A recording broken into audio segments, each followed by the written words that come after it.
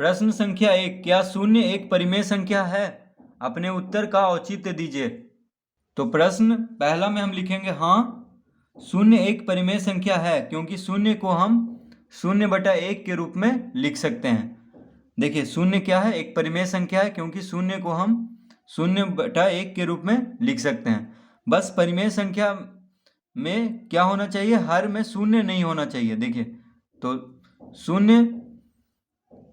शून्य के नीचे देखिए 1 है, ठीक है, कुछ नहीं है, तो हर में 1 है शून्य के नीचे, तो इसलिए हम शून्य को 0/1 के रूप में लिख सकते हैं, क्योंकि 0/1 भी शून्य ही हुआ।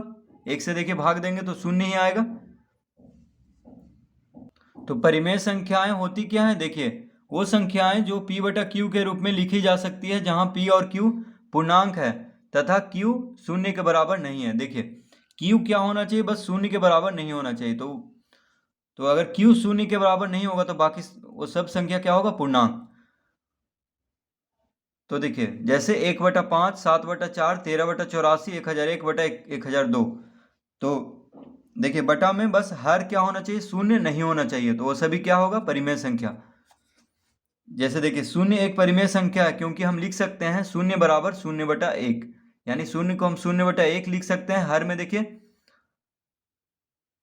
बस हर शून्य नहीं होना चाहिए, तो क्या होगा? शून्य एक परिमेय संख्या। प्रश्न संख्या 2, निम्नलिखित परिमेय संख्याओं को संख्या रेखा पर निरूपित कीजिए। तो 5/7 को संख्या रेखा पे निरूपित करना है।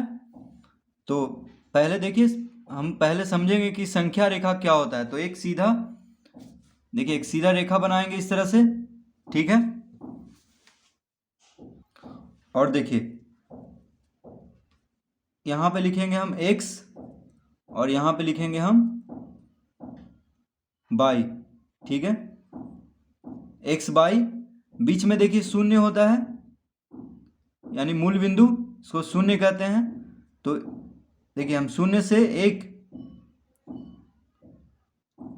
मान लीजिए हम यहाँ पे ले लेते हैं 1, ठीक है, कहीं भी हम ले सकते हैं।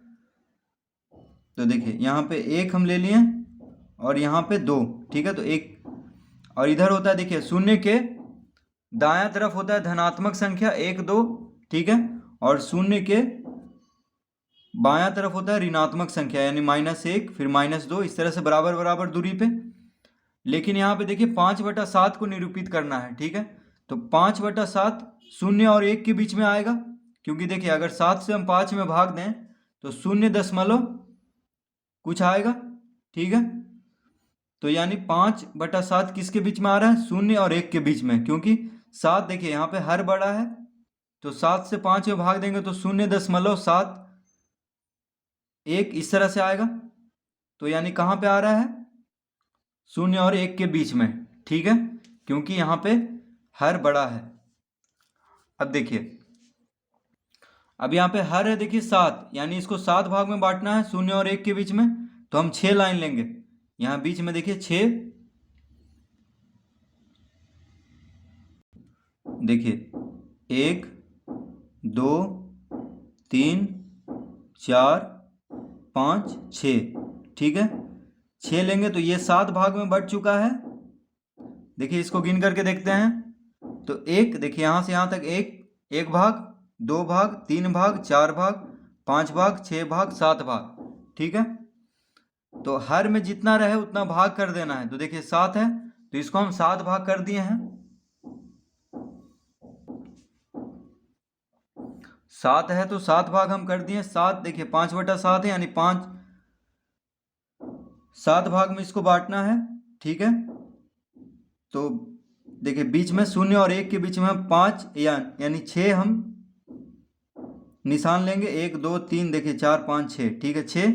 तो 7 भाग में बढ़ चुका है। 1 भाग देखिए 0 से यहाँ तक, फिर 2 भाग, 3 भाग, 4 भाग, 5 भाग, 6 भाग, 7 भाग। क्या कह रहा है? 5/7। अब देखिए शून्य को हम बोल सकते हैं 0/7, क्योंकि 0/7 भी शून्य ही होगा। शून्य के जो बगल में उसको बोल सकते हैं 1/7, फिर 2/7, 3/7, 4/7, 5/7। तो देखिए कहाँ पे आया है 5/7, यहाँ पे आ रहा है, ठीक है, 5/7। फिर से देखिए 5/7 को निरूपित करना है तो हम 7 भाग में यहाँ पे बांट चुके हैं, 0 और 1 के बीच में, क्योंकि 0 और 1 के बीच में ही आ रहा है 5/7, ठीक है। तो देखिए 0 है यहाँ पे, तो इसके बगल में 1/7 होगा, 2/7, 3/7, 4/7, 5/7। तो इस पे देखिए निरूपित होगा 5/7। तो हम देखिए एक तीर देंगे इस पे, ठीक है। देखिए 1/7, 2/7, 3/7, 4/7, 5/7, यानी इस पे। तो इस पे हम तीर देंगे, देखिए इस तरह का तीर देंगे ताकि पता चले कि इसी पे निरूपित हो रहा है। और यहाँ पे देखिए कोई भी हम नाम लिख लेंगे, ABCD कुछ भी। तो मान लीजिए हम A लिख लेते हैं, ठीक है। तो इस रेखा पे देखिए तीर बना दिए हैं, तो A लिख लिए हैं। अब देखिए हम लिखेंगे यहाँ पे अतः बिंदु, देखिए अतः बिंदु A, देखिए बिंदु A इसका नाम है, तो बिंदु A संख्या 5/7 को निरूपित करता है।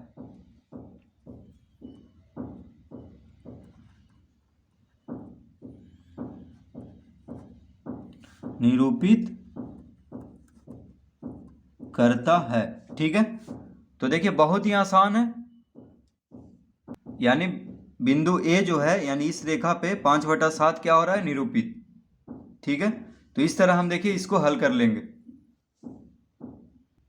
तो देखिए 0 की तरफ क्या होता है, धनात्मक संख्या, 0 के दायां तरफ यानी x के तरफ, और बाई की तरफ देखिए 0 के बायां तरफ ऋणात्मक संख्या, ठीक है। अब देखिए दूसरा है 8/3। दूसरा क्या है, 8/3।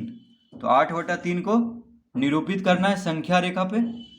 तो देखिए पहले हम इसको भाग दे देंगे, पूर्णांक में लेके आएंगे, क्योंकि यहाँ पे हर छोटा है अंश बड़ा है। तो 3 से 8 को भाग देंगे तो कितना होगा, देखिए 3 दूना 6, 3 दूना 6, शेषफल आएगा 2, तो यहाँ पे लिखेंगे, और यहाँ पे 3, यानी 2 पूर्णांक 2/3 को संख्या रेखा पर देखिए प्रदर्शित करना है, ठीक है। तो ये देखिए धनात्मक संख्या, इसके आगे माइनस का चिन्ह नहीं है तो धनात्मक संख्या हुआ। तो हम पहले एक संख्या रेखा देखिए इस तरह से बना लेंगे, बिल्कुल एक सीधी रेखा लेंगे हम, ठीक है। इसका कोई भी नाम दे देंगे, XY या YX कुछ भी,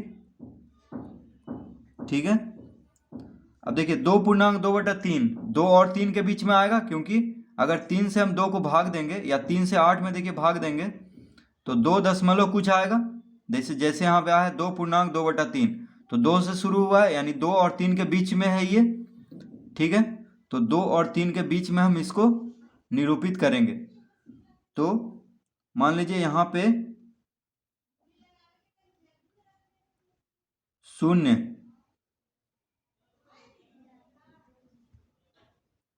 1,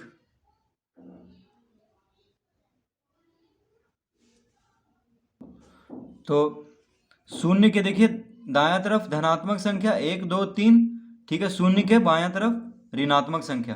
तो देखिए इसको कुछ भी नाम दे सकते हैं आप, M, N या YX या XY कुछ भी नाम दे सकते हैं। यहाँ से देखिए XY हम दिए हैं, आप कुछ भी दे सकते हैं, ABCD कुछ भी, ठीक है।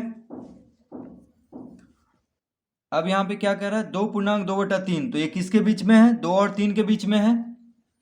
तो देखिए 2 पूर्णांक 2/3, यहाँ पे 3, देखिए यहाँ पे हर में है 3, तो 3 भाग इसका करेंगे, 2/3 का कितना भाग करेंगे, 3 भाग। देखिए इसको हम देखेंगे तो 3 भाग करना है, यानी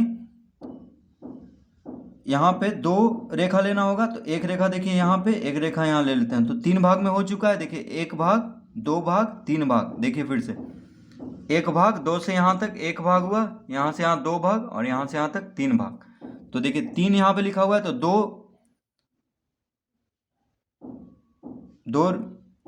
दो बिंदु ले लेंगे हम, ठीक है। तो इसको 3 भाग में इसको बांट देगा। अब कह रहा है 2 पूर्णांक 2/3, तो 2 के बगल में हो गया 2 पूर्णांक 1/3, और ये हो गया देखिए 2 पूर्णांक 2/3। देखिए 2 पूर्णांक 2/3 हमें निरूपित करना है, जो कि 8/3 है। तो 2 के बगल में क्या हो गया, देखिए 2.2/3 और ये हो गया 2.2/3 और देखिए यहाँ पे आ जाएगा 2.3/3 जो कि 3 आ जाएगा। ठीक है, तो 2 है देखिए आगे, तो 2 के बाद से हम शुरू करेंगे, तो यहाँ पे 2 है तो 1 के बाद 2 यानी यहाँ पे आएगा। ठीक है, फिर से देखिए 2 है तो 2 के बगल में 2.1/3 होगा और उसके बगल में 2.2/3। तो देखिए यहाँ पे हो रहा है निरूपित, तो हम एक तीर बना लेंगे यहाँ पे इस तरह से। ठीक है, और यहाँ पे देखिए कोई नाम दे देंगे, मान लीजिए एम हम दे दिए। ठीक है, तो अब हम लिखेंगे अतः, देखिए यहाँ पे हम लिख देंगे अतः बिंदु एम संख्या क्या दिया था 8/3।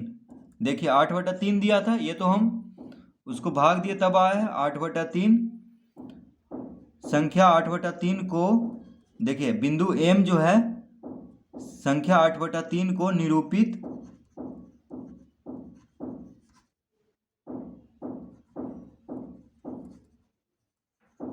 करता है। ठीक है, तो इस तरह हम इसको भी हल कर लेंगे।